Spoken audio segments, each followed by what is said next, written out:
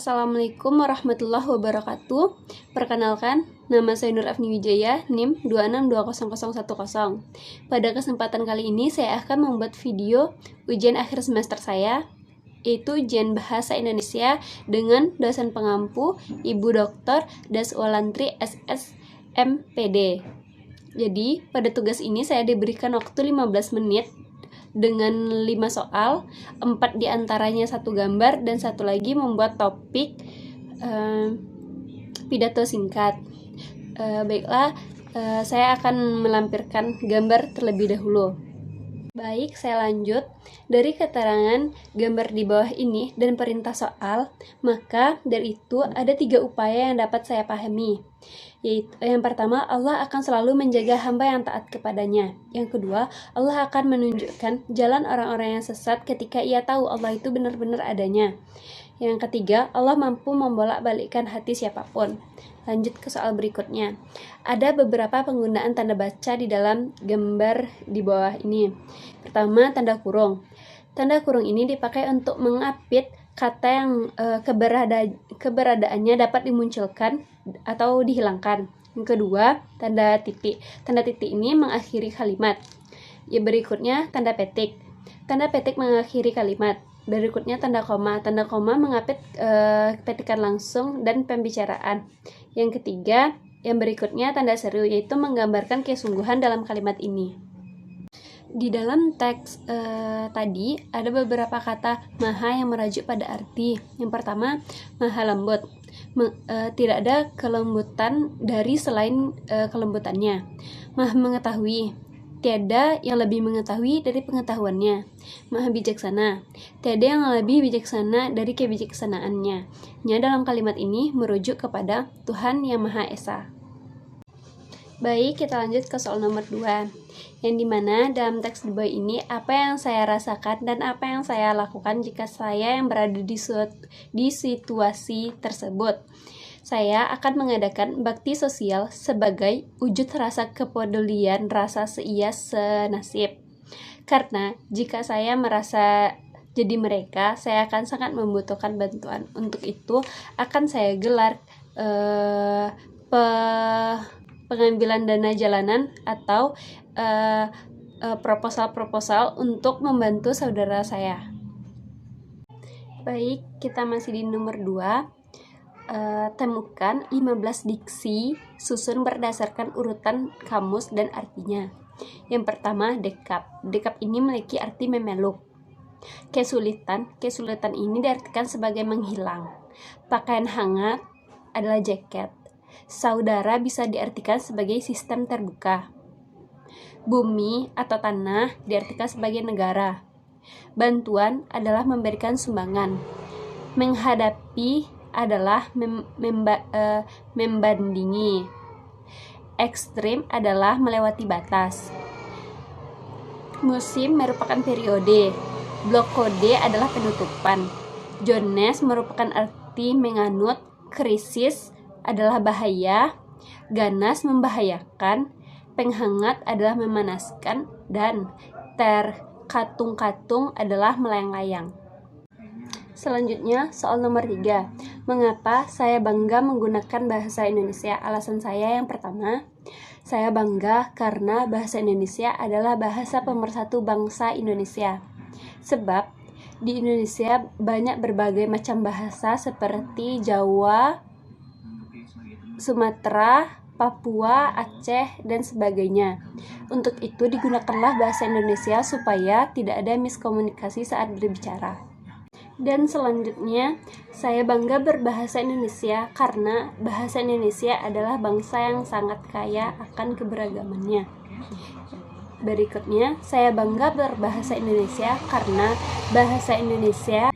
Berikutnya, saya bangga berbahasa Indonesia karena bahasa Indonesia berasal dari bahasa Melayu yang digunakan bukan hanya di Kepulauan Nusantara, melainkan juga hampir di seluruh Asia Tenggara, yang mudah dipahami di penjuru dunia, seperti orang Korea yang mulai belajar bahasa Indonesia.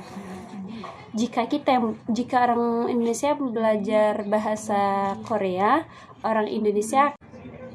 Jadi, Bangga berbahasa Indonesia sangat penting atau sangat kita butuhkan karena kita sebagai calon guru, apalagi guru BK, harus sangat memahami bahasa Indonesia ini dan harus memahami kata-kata atau bahasa perbahasa yang kita keluarkan atau yang kita ucapkan agar tidak salah mengartikan.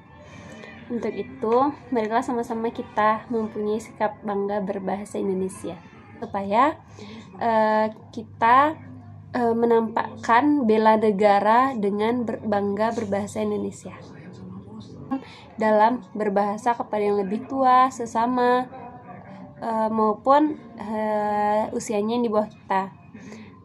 Untuk remaja sebaiknya pergunakanlah bahasa Indonesia yang baik dan benar ini.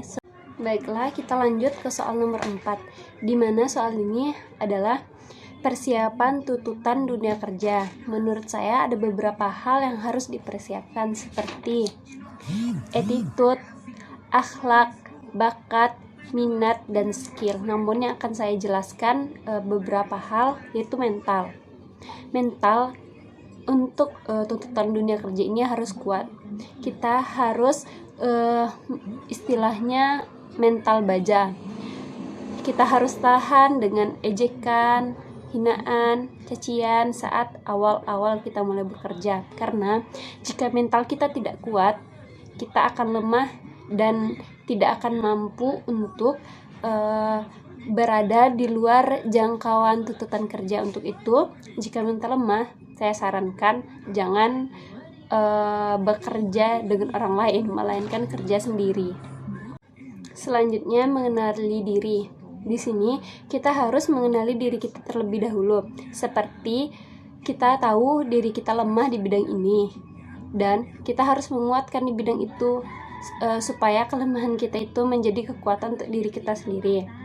Selanjutnya, jika kita kuat di bidang yang kita tangani, maka kita harus lebih mengenali kemampuan kita untuk tetap mengeluarkan kemampuan yang lebih bermanfaat di bidang kita.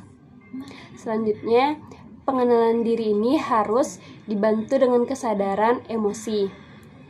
Kesadaran emosi sangat diperlukan. Kita tidak boleh mengedepankan emosi saat ada kejadian-kejadian yang menurut atau memancing emosi kita. Untuk itu, di dunia kerja emosi harus stabil, tidak boleh labil seperti anak kecil. Selanjutnya yang harus kita persiapkan yaitu percaya diri. Percaya diri ini sangat penting. Kita harus mampu untuk membuktikan kalau kita itu bisa. Jika nampak kita tidak memiliki percaya diri, maka kita akan dinilai lemah oleh lawan maupun teman-teman kita sekitar. Percaya diri ini menunjukkan sikap bahwasanya kita dapat melakukan hal itu dan dapat diberi tanggung jawab atas apa-apa yang kita kerjakan. Selanjutnya, mengasah kemampuan. Jika kita memiliki suatu kemampuan atau yang disebut bakat, maka kita harus mengasah agar mengedepankan aura-aura positif yang bermanfaat untuk diri kita dan orang-orang sekitar kita. Untuk itu, kita harus mampu menebarkan aura-aura positif ini baik di lingkungan kerja maupun saat tidak di lingkungan kerja. Baiklah, kita lanjut ke soal terakhir atau soal nomor 5, di mana saya disuruh membuat suatu pidato singkat. Jadi, pidato saya ini bercerita tentang merajalelanya narkotika di negeri kita ini. Baiklah, akan saya mulai. Bismillahirrahmanirrahim. Assalamualaikum warahmatullahi wabarakatuh. Alhamdulillahilladzi hadana li hadza wa ma kunna linahtadiya laula an hadanallah. Asyhadu an la ilaha illallah wa asyhadu anna Muhammadan abduhu wa rasuluh la nabiyya ba'da amma ba'du. Puji beserta syukur atas kehadiran Allah Subhanahu wa ta'ala yang telah melimpahkan rahmat dan karunia-Nya kepada kita semua, sehingga saya dapat menyelesaikan tugas akhir saya dan bernafas sampai saat ini. Begitu juga para penonton video saya. Salawat beriringan salam, tak lupa pula kita kirimkan kepada Nabi besar Muhammad Sallallahu Alaihi Wasallam yang telah membawa kita dari alam yang gelap sampai ke alam yang terang benderang dan penuh ilmu pengetahuan seperti yang kita rasakan saat ini. Yang terhormat Ibu pengampu saya, Ibu Dr. Daswalandri SS MPD, yang saya sayangi teman-teman seperjuangan dengan saya yang sedang berjuang juga membuat video UAS kita ini. Dan selanjutnya yang sangat-sangat saya hormati dan yang sangat saya sayangi yaitu para penonton yang saya hormati. Tidak memperpanjang mukadimah, judul pidato saya yaitu merajalelanya narkotika di negeri kita ini.